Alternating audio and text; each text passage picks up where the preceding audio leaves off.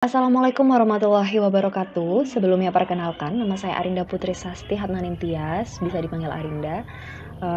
Saya akan berbagi informasi tentang proposal dan kepanitiaan yang sesuai dengan standar operating procedure yang berlaku di Himpunan Mahasiswa Agribisnis Pertanian ini. Oke, mungkin di sini teman-teman yang sejak di jenjang sekolah menengah atas sudah mengikuti organisasi semacam OSIS atau semacamnya, tidak asing lagi dengan istilah proposal kegiatan ataupun hal-hal yang mengenai dengan pembuatan proposal. Namun buat teman-teman yang masih awam dengan hal tersebut, yuk kita simak penjelasan berikut ini. Nah, menurut beberapa pengertian dari para ahli dan juga dari Kamus Besar Bahasa Indonesia, kalau dari Kamus Besar Bahasa Indonesia secara etimologi, proposal berarti rencana yang dituangkan dalam bentuk rancangan kerja. Sedangkan menurut Hasnun Anwar, proposal adalah rencana yang disusun untuk kegiatan tertentu. Dan juga menurut Kraft, proposal adalah suatu saran atau permintaan kepada seseorang atau suatu badan untuk mengerjakan sesuatu atau melakukan suatu pekerjaan. Jadi bisa disimpulkan bahwa proposal adalah tulisan yang dibuat dengan maksud untuk menjelaskan rencana dan tujuan suatu kegiatan kepada para pembaca sehingga mereka mendapatkan pemahaman tentang tujuan kegiatan tersebut secara lebih jelas dan detail. Berbicara tentang proposal mungkin secara lebih khusus proposal kegiatan ya. Jadi proposal kegiatan ditujukan kepada sasaran yang kita tuju agar pembaca tersebut dapat lebih mengetahui informasi-informasi apa yang kita cantumkan ke dalam proposal tersebut untuk tujuan tertentu. Entah itu untuk mendapatkan kesepakatan, mendapatkan perizinan, dan lain-lain. Untuk tujuan proposal sendiri, yang pertama yaitu untuk mendapatkan bantuan dana, mendapatkan dukungan, dan juga mendapatkan perizinan. Jadi ini adalah tujuan pembuatan proposal secara umum. Mungkin teman-teman yang sejak SMA aktif berorganisasi lebih banyak membuat proposal dengan tujuan untuk mendapatkan perizinan maupun bantuan dana ya, karena biasanya untuk melaksanakan kegiatan teman-teman akan membutuhkan sejumlah dana yang cukup besar, yang mana teman-teman akan mengajukan permohonan bantuan dana dari suatu perusahaan atau instansi di luar sekolah yang membutuhkan proposal tersebut. Oke, kita lanjut. Untuk fungsi proposal sendiri, diantaranya yaitu untuk melakukan penelitian yang berkaitan dengan sosial, budaya, ekonomi, dan lain-lain. Selain itu, proposal juga digunakan untuk pengajuan mendirikan suatu usaha, mengajukan tender dari berbagai macam lembaga, dan juga mengadakan kegiatan seperti perayaan, seminar, perlombaan, dan lain-lain. Mungkin fungsi proposal secara umum yang teman-teman sudah ketahui adalah untuk fungsi proposal pada poin 1 dan poin 4 ya, dimana untuk melakukan penelitian yang berkaitan dengan sosial, budaya, ekonomi, dan juga mengadakan kegiatan seperti perayaan, seminar, perlombaan, dan lain-lain. Lanjut, untuk jenis-jenis proposal, di sini ada 4 jenis proposal yang saya cantumkan, diantaranya proposal bisnis, proposal proyek, proposal penelitian, dan juga proposal kegiatan. Untuk proposal bisnis merupakan proposal yang ada kaitannya dengan dunia bisnis atau usaha. Biasanya berhubungan dengan bisnis kelompok maupun perorangan. Contohnya seperti proposal pendirian badan usaha, tempat usaha, dan lain-lain. Untuk proposal proyek merupakan proposal yang ada kaitannya dengan dunia pekerjaan. Umumnya berisi serangkaian rencana-rencana dalam usaha atau komersil. Misalnya, proposal proyek pembangunan suatu kantor, dan hal-hal semacam itu.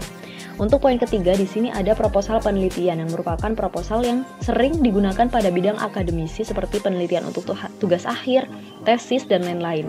Biasanya proposal jenis ini digunakan untuk mengajukan suatu kegiatan penelitian yang akan dilakukan. Nah, ketika teman-teman sudah memasuki dunia perkuliahan, teman-teman akan mulai belajar bagaimana sih cara membuat proposal penelitian dengan kerangka yang betul, dengan sistematika yang betul, karena nanti ketika menjajaki dunia kampus, teman-teman akan sering dihadapkan dengan suatu penelitian yang membutuhkan proposal dalam pengajuannya.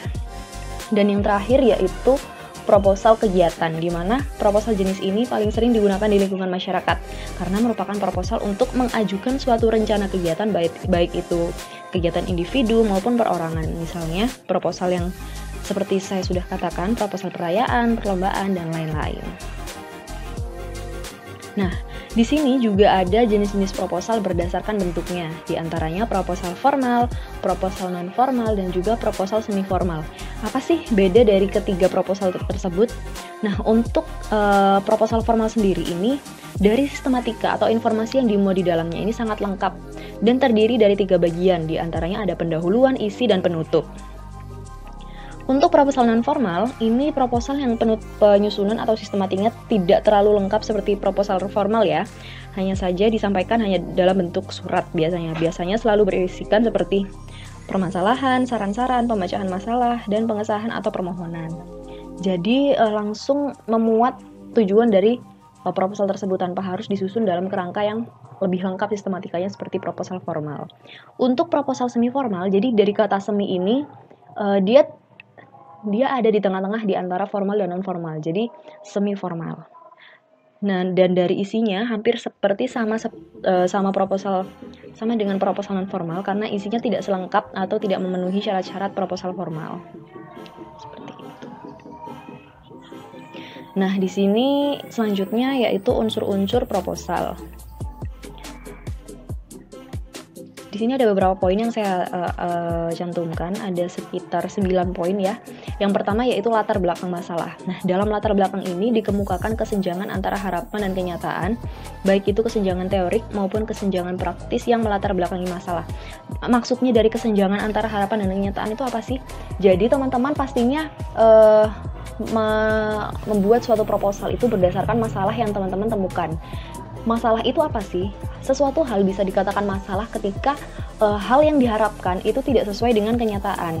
Dan kesenjangan antara harapan dan kenyataan itulah yang menimbulkan suatu masalah. Lalu yang kedua yaitu rumusan masalah. Dalam unsur ini menyatakan secara tersurat berupa pernyataan yang ingin dicari jawabannya. Jadi ketika teman-teman sudah menemukan latar belakang masalah, sudah menemukan poin-poin masalah yang dijabarkan dalam latar belakang, teman-teman merumuskan masalah-masalah tersebut dalam berupa kalimat pertanyaan yang dipaparkan di rumusan masalah. Yang selanjutnya yaitu tujuan penelitian. Dalam hal ini diungkapkan sasaran atau tujuan yang akan dicapai. Mudah dipahami.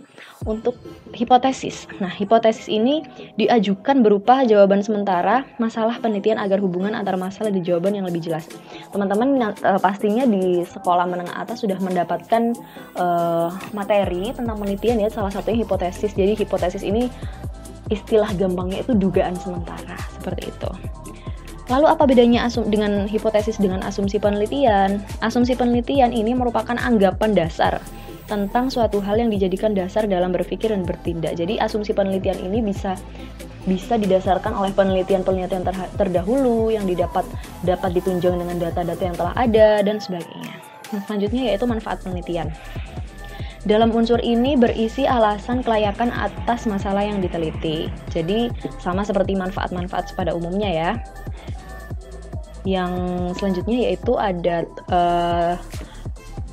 ini tuang lingkup apa ruang lingkup ya? Sepertinya saya salah ketik, yaitu ruang lingkup. Dilanjutkan dengan kajian pustaka dan definisi operasional.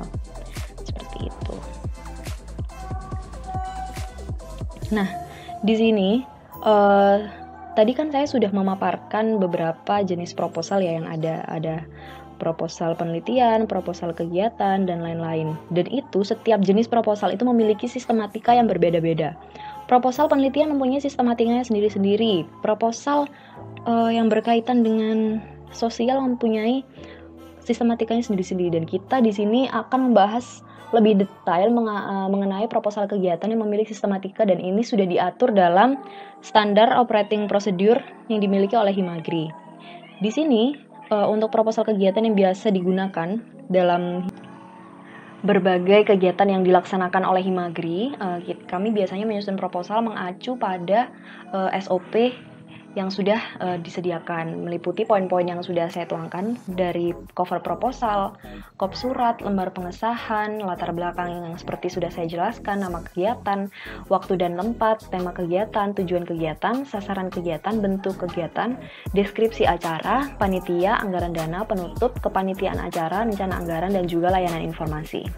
Selanjutnya ini ada kaidah bahasa proposal. Jadi untuk penulisan proposal sendiri sebenarnya tidak ada kaidah yang baku proposal itu harus menggunakan bahasa yang seperti apa-apa, namun baiknya proposal disusun menggunakan istilah ilmiah, baik yang berkaitan dengan kegiatan maupun suatu penelitian tertentu ya. Selain itu, menggunakan kata kerja tindakan untuk menyatakan langkah-langkah kegiatan. Menggunakan kata-kata yang mengandung makna perincian seperti pertama, kedua, selain itu, dan lain-lain. Yang terakhir yaitu menggunakan kata-kata denotatif atau bermakna sebenarnya. Jadi, kaidah bahasa proposal ini diatur sebisa mungkin agar pembaca dapat dengan mudah mengambil informasi yang tertuang dalam proposal tersebut.